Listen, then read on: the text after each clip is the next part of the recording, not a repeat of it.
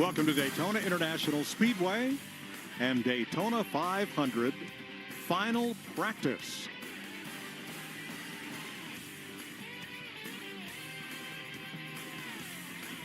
Brought to you by Toyota.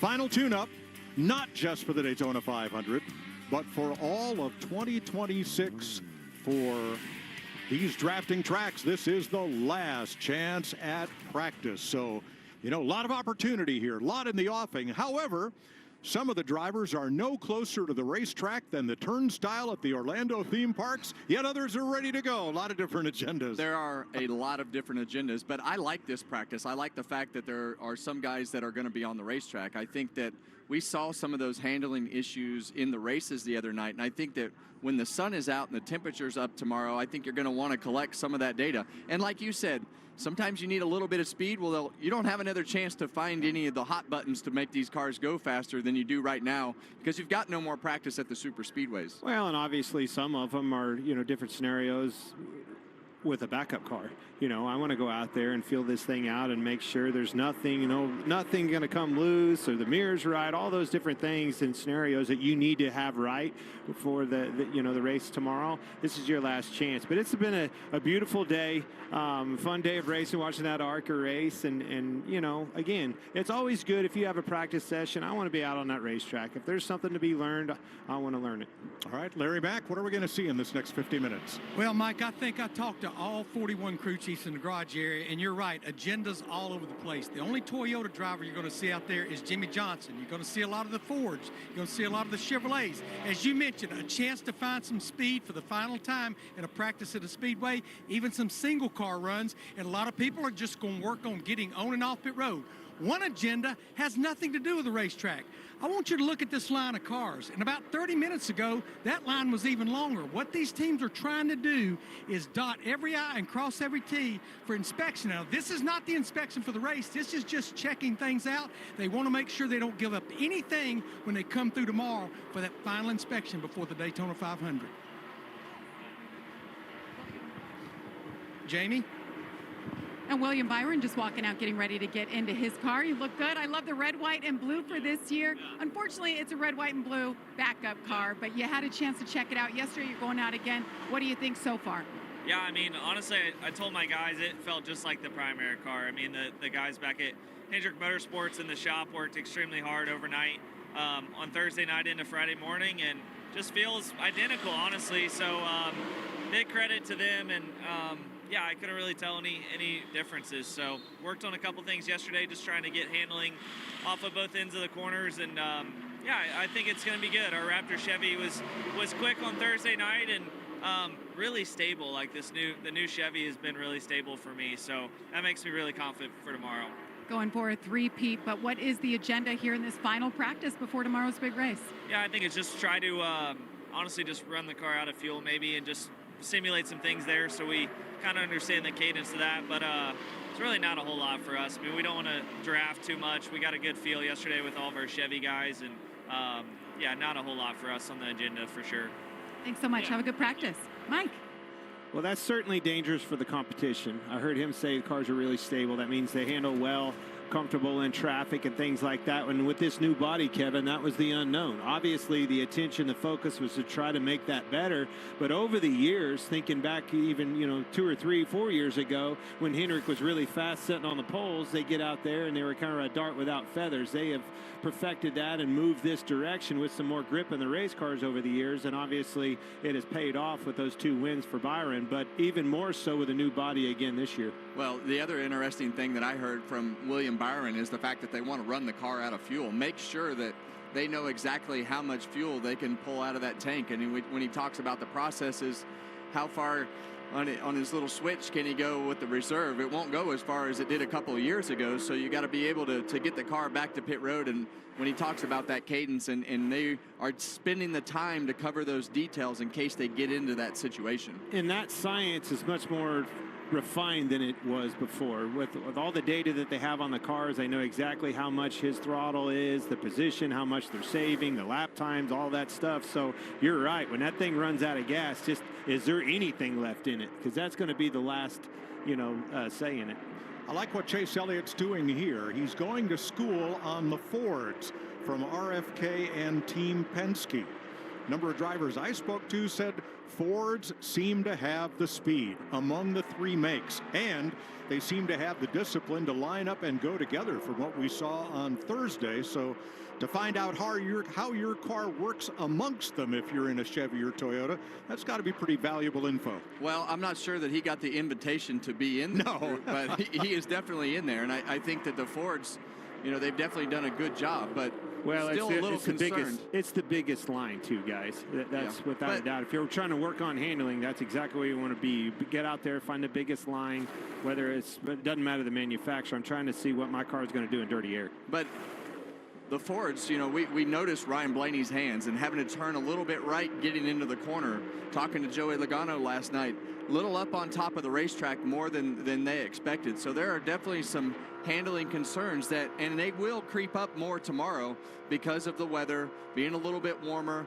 and the pack is going to be a lot bigger. The momentum of that pack, the momentum of the runs, everything that happens tomorrow will be a little bit faster than everything they've experienced so far this week. Now let's talk about the weather, because it is playing an important role here in Daytona. If you've not already heard, everything tomorrow has been moved up 1 hour because of the threat of evening rain. A great decision by the Speedway in conjunction with broadcast partners and state and local officials. Our pre-race will come on an hour earlier than scheduled. The race will start an hour earlier than scheduled at 1:30 p.m. Eastern Time. So make sure you're up an hour earlier to catch it all at Daytona. Now on the back end, in the evening, 90% chance of rain. If we're racing the rain, that creates a sense of urgency, because you never know when this race is going to end, and a lot of that fuel saving could be out the window in the closing stage. I think we've found the sweet spot. It's going to be just right. Okay. Chris Buescher atop the practice chart early in final practice, as things get a little squirrely there.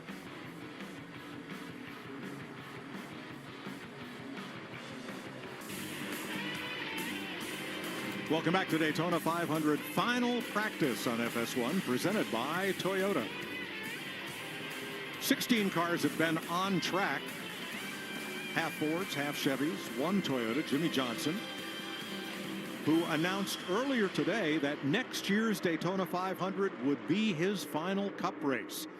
After retiring from full-time competition and racing IndyCar, competing in Cup part-time, racing here in this 500. He may do a few more between now and then, but he's already got the calendar marked. 2027, the 500.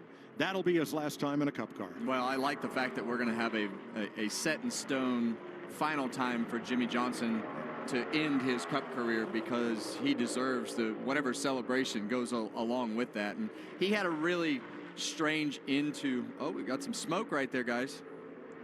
I think it was from the ARCA practice. Just a little speedy dry. Yeah. But Jimmy Johnson deserves to have the credit, a 7-time champion of this sport and everything that he goes with it. So he had a great career and wants to concentrate on making sure that his race teams are what they are. Larry? Yeah, Kevin, Mike talked about this being the final super speedway practice of 2026. Josh Berry in that 21 car, talked to his crew chief Miles Stanley, and they are absolutely making qualifying runs right now. The run you see him on right now, that was sticker tires. I said, Miles, what all are you trying? He said, Larry, I started making my list of stuff that I think can make our car go fast.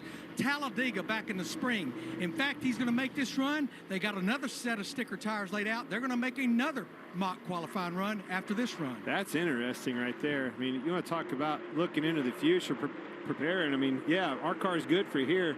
What can we learn for the rest of the year? Well, and a lot of times you want to verify stuff that they think in CFD and all the other things that are happening. So to be able to do that on the racetrack, you just don't have any other opportunities, so you might as well verify it while you're here.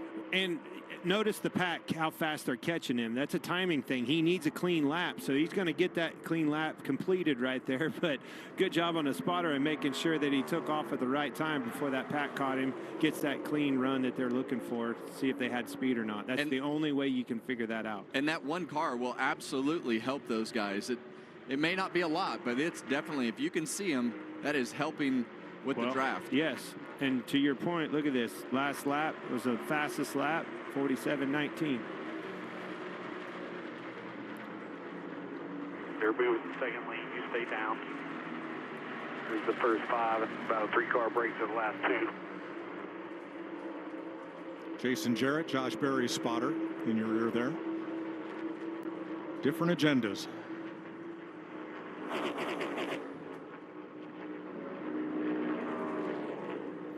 Ryan Preece peeks out down to the bottom there behind Chris Buescher. Remember, Buescher's in a backup car, so I think the only one in that group that is Ross Chastain. I believe did they fix his, or did he go to a backup? We'll double check. Chastain is also a backup car. Thanks. There it is. That's the one. I was looking at the other board, Kevin, but you could see there that was 2/10 faster as they were pulling up and catching that one. I was ahead of what you saw on the pylon run. And you see William Byron about to try to blend behind this group. You see Chase Elliott seeing how far. A lot of times, we talked about this yesterday, you'll see how far back you can get from a group and still be able to pull up. But I think the 1 and the 9 was going to help him. Well, I think the one backed up to him. Yeah. Now they get the chance to run the Fords down. Let's check with Jamie. And Ryan Preece just went to the top of the board after 13 laps. He said on the radio just moments ago he's struggling to keep it wide open. He can't keep up with the crew, so he's working on that race car. Remember, he was damaged the other night in the duels as he's working with Brad Keselowski right now. Meanwhile, their teammate Chris Buescher, who just slid into second, told me before he got in his backup car, he said, just like Byron told me, his backup car feels just as good, feels the exact same as the primary. So his plan was to come out here, work together like they are. They expect to run about 20 laps and then park it. Well, let me tell you something. If you can't hold it wide open in this little pack, you're in trouble. Well, and like we talked about, the sun is one thing that's different. You're going to have that tomorrow to start this Daytona 500. But the other thing that is drastically different today is the wind. We've got a lot more wind than what we've had. And this particular racetrack, the direction that the wind blows can affect the way that the car handles on one end or the other drastically. Usually it's getting into the corner. In other words, if that wind's blowing down, getting into turn 3, you can get loose in. You're going faster. 35 minutes to go in this, the final practice on drafting tracks for this entire season.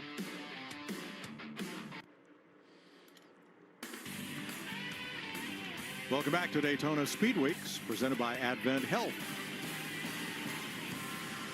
The Goodyear blimp flying high over Daytona, and this view from the top of the grandstand and control tower.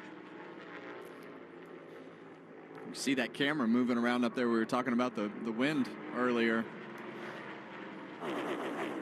You know what I saw? 10,000 tailgaters in that infield having fun. I went out for a walk today. Have you met them all yet? Most of them. Pretty much, huh? I met most of them. I met a Bill. You'll see him tomorrow. Bill and company he's the new king of this house. Okay. Yeah, he's having fun doing things right. Been here for a long time. Wind out of the southwest. Yeah, going right across the track from the airport. Another new feature with the graphics. It's going to come in handy in a lot of different weekends. Yeah, and typically when the wind is blowing that direction, it makes you tight off of turn number 4, which is already a problem spot. But anything when the wind is blowing that direction towards the inside of the car makes the car want to be tighter because it's holding resistance against the inside of the car and not letting it cut back down the hill. So turn 4 already a tough spot. We saw a lot of that in the truck race last night. Most of our wrecks were in, from the center of turns 3 and 4 to the exit, and trucks just spinning out. So that definitely adds another element to that corner when it is blowing in this direction. And it's always a deceiving thing there too, because they spin out, right? But they spin out because they were tight. The car, the front end takes off, and as soon as it finally loads up, you got a handful of wheel in it, and it snaps the thing out from underneath of you. Outside and clear. Both of the Colleague cars logging laps in this session. A.J. Allmendinger 12 laps, Ty Dillon 10. And their Colleague teammates last night in the truck race had a great debut with those Ram trucks on the racetrack. Justin Haley led a lot of laps. Tony Stewart ultimately wound up having his night cut short with an accident, but yeah, that was too bad. It happened early. I was really looking forward to seeing the old smoke show happen one more time. Never really got a chance to mount the charge that we were anticipating, but maybe he'll do it again someday. Who knows? They're going to announce each week who is going to drive that guest truck or superstar truck. Ty Dillon has got the nod for the next race. Well, there's one thing for certain. It has pumped new life into that truck series. They put a lot of money into it and a lot of activation, cool marketing strategy, and it really has pumped some new life into the truck series. A lot of big names that they're putting in them trucks too. And for Colleague in general on the Cup side, it's going to make it difficult, you know, having some of the resources cut off for their Cup cars and having to do a lot of that on their own. It's going to make the Cup season a little bit challenging, but I playing think the long game, the right? long game on Ram and everything that they want to do with the sport. But it's a great addition having another manufacturer back in NASCAR racing. Absolutely. Sure. We remind you again, the start of the Daytona 500 has been moved up 1 hour to 1:30 Eastern Time. Pre-race also moves up an hour, so set your DVR and make sure you're in front of the TV set tomorrow. Look at there, Clint. Hey, those quarter panels are no longer blank. Try your add-on for size, fellas. We found ourselves a sponsor. They have been calling and texting and searching for the last 36 hours since B.J. McLeod made the 500. And they've got a couple of sponsors.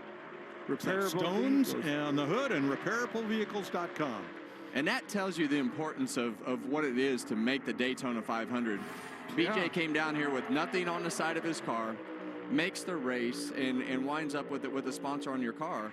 And that's what changes the direction of teams. And BJ has been so committed to this sport for such a long time, and I'm happy for him. You knew that was going to happen. That's the power of the engine of NASCAR. I said it in that duel. If he makes this race, that hood will not be blank, and it'll be a good one to sponsor. He always, somehow, some way, puts that thing to the front. Well, welcome to the horses playing checkers match. What? Right. That's directed right at you. This is a chess match. No, checkers. You better pick a good horse. You probably will pick the wrong horse. He can't play chess. But I'll tell you one game B.J. McLeod does not play, and that's the fuel-saving game. I like that. If you have fellows out there part throttle, he's not going to be one of them. He can put that thing right to the front. He's done it before. Right. He goes to the whip on that horse, gets it right up to the front. I told Logano last night, I said, hey, can I have some input on your strategy for this race? Because I know a way that you can make up some time. I said, just get your teammates to go all out. We're gonna lap them. Oh, Kevin wants you to just go wide open and run out of gas. Absolutely. But he's going to be leading for 10 laps. I'm kind of with you. For a change, I'm on your side. You think if they could get it far enough ahead, you're thinking that they can just have a pit stop and still be leading. Well, I don't think so. We'll keep it simple for you. But I do think if somebody tries that, nobody else can just loaf around. No, we saw that, a few years ago.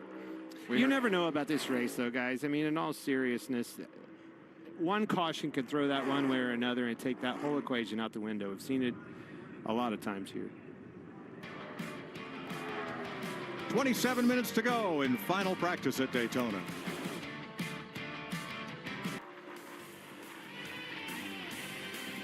Welcome back to Daytona 500 final practice on FS1, presented by Toyota. We're about midway through this session, Larry. What do we learn? Well, I see Jimmy Johnson, the 84 car, out there on the racetrack, and I know when you look at that car, you see the 84 car, Jimmy Johnson. I see a test car right now. He's the only Toyota driver making any laps today. They're making single car runs, and they are testing things, trying things out that maybe can be applied to the 42 or the 43 car, maybe this weekend or in the future. I'm watching them make changes to that car you would not be making in final practice. They're making changes. This last change was to the left front suspension. So I've always had the philosophy, if you're making a lap, it doesn't matter what capacity, you're learning something. Okay. Let's check with Jamie for today's Toyota driver profile. Yeah, Corey Heim down here, not practicing, obviously. You guys got some laps in yesterday. Congratulations, qualified for your first Daytona 500. What is the process like now to get ready for tomorrow? Yeah, I mean, we had a really good run yesterday in practice. In the duel, I felt like we were on the conservative side, so I didn't really get much of a heat of the moment type experience, you know, drafting and pushing and getting pushed, whatever it may be. So yesterday I actually had some opportunities with my Toyota teammates to, you know, push them, get pushed, and know what I need out of the car to handle that. And obviously we all know everyone's very aggressive at the end of this race, so I want to be able to be in control and, you know, be a good teammate and whatever it may be that gets us a good finish tomorrow. So the mental side is just to relax and, you know, maybe see. It looks like there's pretty much no Toyotas out there now, so can't really gather much from this practice. But, you know, that just means we did everything we need to do to prepare for the race, and just very thankful for 2311 Robin Hood Toyota for putting a good car together for me this weekend, and definitely looking forward to it for sure. Obviously, a lot of highlights for you last year. 12 race wins, including here at Daytona, Truck Series champion. But you're here and you're about to run in the Great American Race. Do you have a chance to just think about it, take it all in, and know what this moment is to be here at Daytona? Yeah, it's kind of a mixed bag for me. You know, it's it's such a surreal feeling. I feel like for most athletes or race car drivers in general, it all kind of sets in when the national anthem's going. And I don't know what it is about the national anthem, but you always just kind of feel all those emotions hit. So I'm sure that's when it'll all kind of sink in for sure. But at the same time, it's like, you know, we have a race to go out and succeed in and accomplish. So I'm, you know, cautiously nervous about the race, just to execute to the best of my ability. But it's also such a surreal feeling to be involved. So I'm just so grateful that we were able to lock in on speed and not have to do it in the duel. Huge testament to the speed out of these Camrys at 2311 Racing. So all good things so far this weekend. Just got to go execute tomorrow. Exactly. You guys have done a great job this week. We'll see you tomorrow. Mike. Thanks, Jamie. Casey Mears has made some laps on track. He becomes the 18th driver to practice. Raced his way in, but had a lot of damage in that final lap in duel number 1.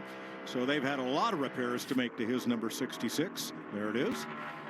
Yeah, and not quite as many people and resources to be able to repair that car. So just getting that car put back together and being able to go through inspection and make sure that you're not going to have something way out of tolerance and be able to make some laps again.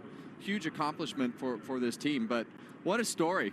You know, Casey Mears and the way that he got into this race with that really bold, brave move of just don't lift and see what happens as we got to the end of the qualifying race there. So great accomplishment for this team. Another prime example of Daytona, and you're never out of it until you are right there at the end. I mean, they did not have a chance. That wreck happened, wiped that car out, and I mean, never lifted, full send, and drove right into this thing. That was really cool to see. I agree. Never thought we'd see a Hale Mellon move on a super speedway, but we did Thursday night.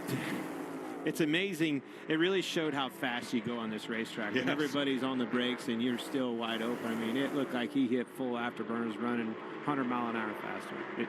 And you see the Fords back grouped up to go out on the racetrack. And Ford does these groups do a great job of coordinating. I'm sure the Chevys and Toyotas would do the same thing. Even if everybody doesn't want to keep practicing, if there's somebody that's still struggling with something, they'll coordinate enough cars to go back out onto the racetrack and make it worthwhile.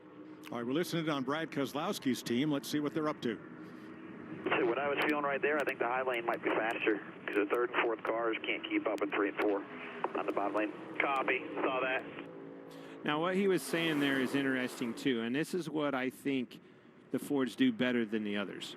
Yes, they work together, and all that is valid, Kevin, but I always explain this as like a links in a chain. You cannot let the chain links get loose because then it starts slinking back and forth. They keep the chain tight all the way through. You see how that 22 drove to the 6 and is driving away from them? There's the gap in the chains, and it starts getting out of whack. Watch these guys collectively get back together and work as one, and when those links in the chain stay tight, the lap time goes way up, a lot faster.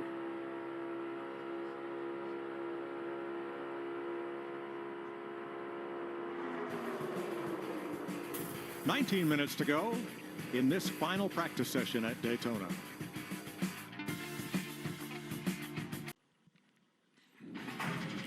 This afternoon, the NASCAR O'Reilly Auto Parts Series has their season opener on the CW, 5 p.m. Eastern. Tomorrow, The Daytona 500 is on Fox. New time, 1:30 p.m. Eastern Time. Everything is moved up 1 hour tomorrow because of the threat of evening rain. 16 minutes to go in this final practice. And a group of Fords still out there and still working hard. Yeah, and you know they're working on a lot of things during this practice, but just to give you an example of some of the choices, you see Brad has his left side mirror right here. You see Joey has his left side mirror up there. So what that does when it's high like it is on Joey's car, it's a little less drag, but the driver has to look up and be comfortable with that mirror. On Brad's car, you put it low, and when you put it low, it creates more downforce and a little more drag on the race car. Now, sometimes the drivers will say, no, I don't want my mirror high because I can't see out of it and feel like it's more important. But we're talking about 1-2 counts of drag on stuff like this. And these are the decisions of things that you have to make on your car. How many little things like that do you want to take drag out of the race car that will make it go faster, and what will you sacrifice for it? Larry? Yeah, Kevin, I'm here with A.J. Allmendinger. A.J., I know you didn't get to turn any laps yesterday. They were making repairs to the 16 car. I want to know how the car is, but how is the left wrist? A lot less cast on it today. I was mostly just trying to get pity points for my wife for Valentine's Day, so that's really what the cast was for. But, no, Celsius car is very good. You know, it was good in the duels, and you know, that's the way this place is. But everything felt fine. Definitely a little bit slicker out there, so we'll see what the weather feels like tomorrow. But all in all good. A little bit sore. I think it's more just my old bones. You know how that is, Larry. So I know how the old bones are. Yeah, but we'll be ready to go tomorrow. All right, AJ and I were talking before the interview, and I said, what's your goals tomorrow? He said, I just want to still be here when this thing's over, not halfway home. Good point. Very interesting that there's so many of them talking about how much slicker it is, not only today, but all weekend.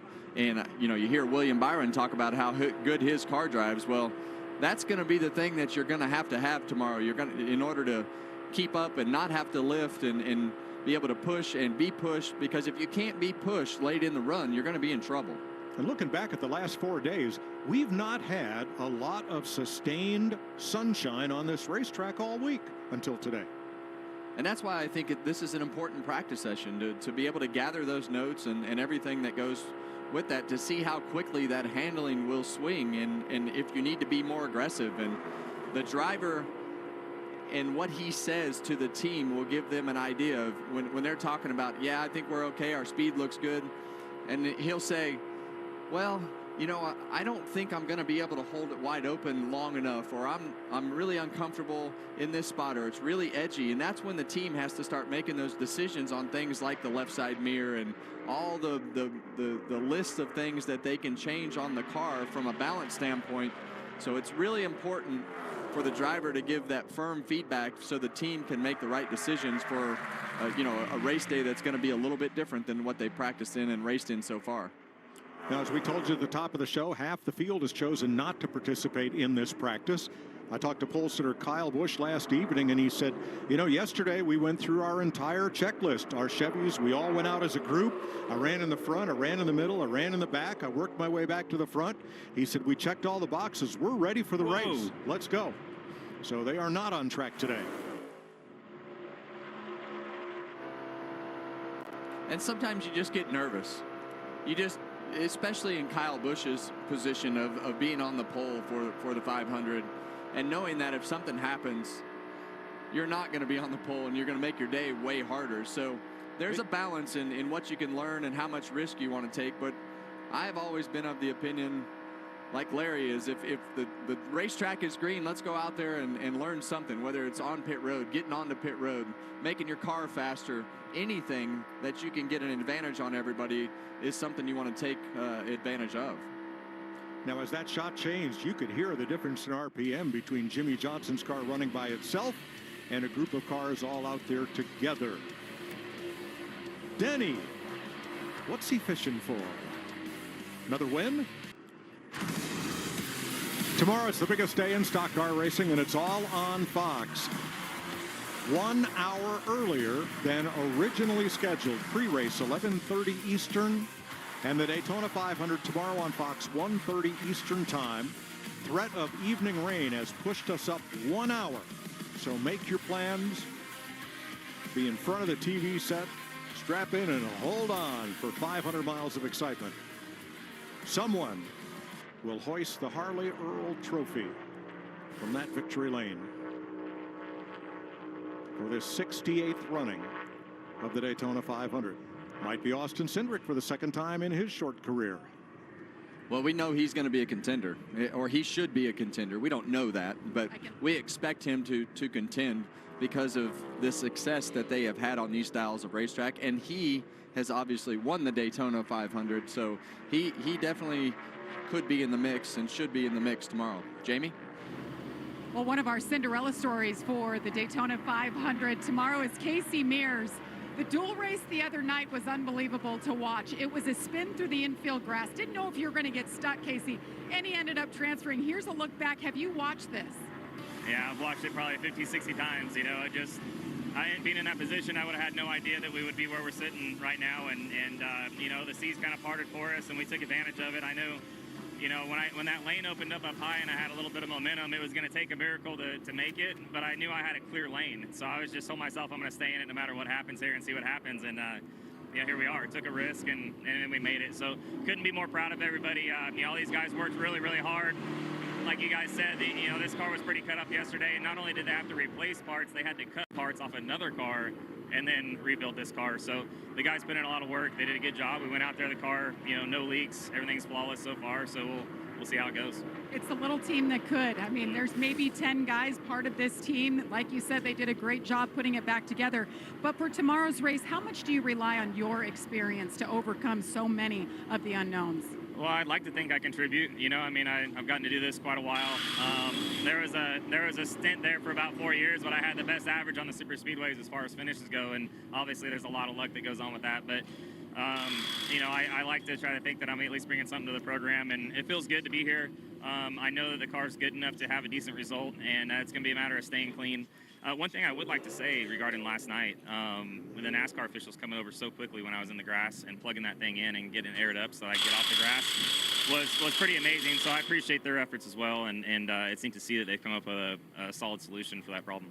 Great to see you back in here. Casey Mears, he's got to run to the airport, Mike. He has to go pick up his wife. She just landed. Now, there's heritage right there. Mears gang on that shoulder, Kevin. I'm from Bakersfield, California, and the Mears gang where I grew up, they were the race car drivers that you idolized. And you know, Casey's father, you know, Roger, Rick Mears, Roger Jr., and, you know, that's just something for me that kind of hits home and has so much history in that part of the country for us as racers. So great to see another Mears in the Daytona 500, another appearance by a Mears in the Daytona 500. Yep, third generation star right there. Closing in on 500 career starts in NASCAR's National Series. All right, 6 minutes to go in final practice at Daytona. I'm happy for him because when you start out the year the way they ended it, which is like without the speed, that's tough, right? Yeah. You just feel like it's another year of, oh man, here we go again. So starting out on the right foot. You know, I think that on the flip side of that, you know, you have to not spin out, you have to not wreck, and when that wasn't happening, they were making mistakes on pit road. So they have a lot to clean up. Yeah, it's not one thing. But what happens is you get in those positions to where you're somewhat desperate, and you know the day is going good, and you want to make it better, and then you push that much too hard, and you wind up spun around backwards. Now, that's Kevin Harvick's Happy Hour. You can listen to the podcast on your favorite platform. But how was it doing the show in front of a live crowd here in Daytona? It felt like the old days where you had that live audience, and we had a great crowd show up. So it was fun to be able to go back out in front of the racetrack, in front of the fans, and be able to have some fun. So we had a great show, and hopefully we can do that some more. Jimmy Johnson, the lone car on track in these last 3 minutes of practice. Let's check with Larry. They're throwing to me here, so I guess I'm about to jump right in here. You know what, Joey? You'd be my kind of driver. You love the practice. And I used to love to see that race car on practice. How is this 22 car? There's not many crew chiefs that actually like seeing their car in a draft. through the day before the Daytona 500, but I just want to keep making it better. All year long, we have a limited amount of practice, and if we can get to work on our car a little bit more, make it a little bit better, or at least try, why wouldn't you? As long as you're around smart drivers and you do things in a safe way, I think it makes sense. So, yeah, that's Paul's way of doing it too. So I'm excited about that. I'm not going to get beat by someone working harder than me. At least I can check that box. I apologize for busting the meeting, but Mike Joy threw to me, and I didn't have no choice. It's okay. I know you love doing that too. There you go, Mike. I think this 22 team, they're ready to go.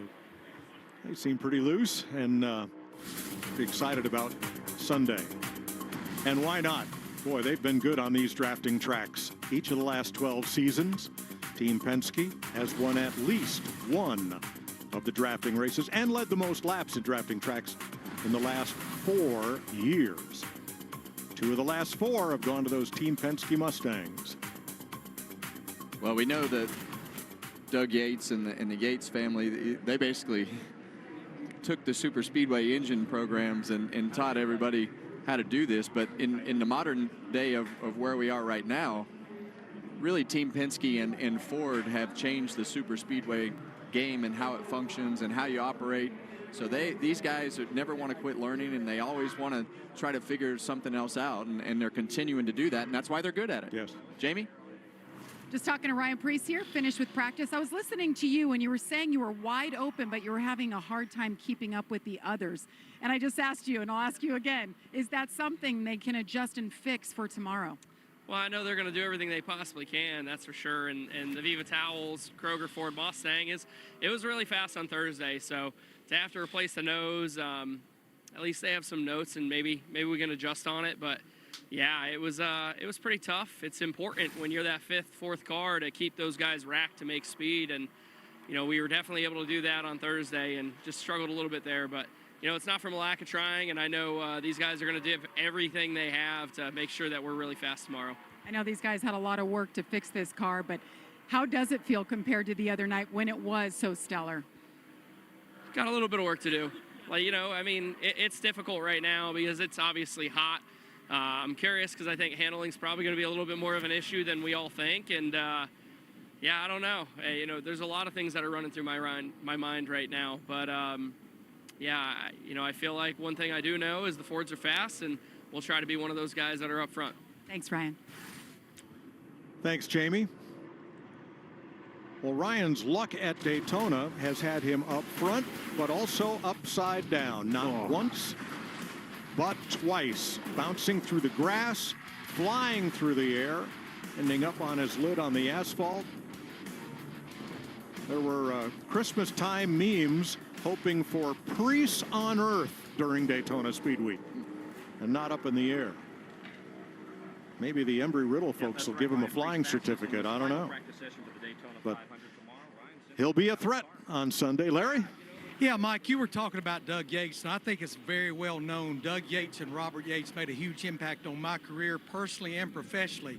And with Doug Yates working for his dad, Robert Yates and Robert Yates Racing, and now building engines at Roush Yates, the next time a Ford goes to victory lane, either in Cup, the O'Reilly Auto Parts Series, or the Craftsman Truck Series, Doug Yates has his handprint. The next win will be his 450th trip to victory lane. Wow.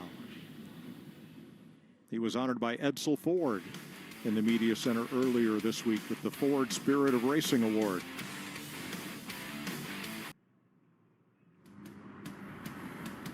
It takes literally everything to go right to be a Daytona 500 winner. Tough race, hard to have everything go your way for 500 miles, but you have to have a lot of things go your way, certainly as you get in those closing laps. I think we've seen the chaos. I've been so close so many times. I've finished second, third, fourth, whatever, you name it, I've probably finished there. You got to have a mistake-free race. It's just very, very hard to overcome the track position if you lose it at any stage of that race. Yeah, hopefully I can tell you at the end of this year what it takes to be a Daytona 500 winner. One of the hardest races anywhere to win. It really is, and we've seen some of our sport's greatest drivers like Tony Stewart and Mark Martin never win this race. And you come down here with the best prepared cars that you're going to have, with the most time to prepare them, and everybody knows the significance of this race and how important it is to win. Most all the champions that we have right now in the present day without a win, but a couple of them. So Yeah, I know these guys are hungry, and I do believe a prediction for old Clint is one of those champions is going to add their name to that list. I'm going to agree with you on that. See, Mike, we're coming around. All right. Timing's everything. All right. Could be a new winner, somebody who hasn't won it before but has his name on the NASCAR Cup. We'll know tomorrow, and we'll come back to wrap things up.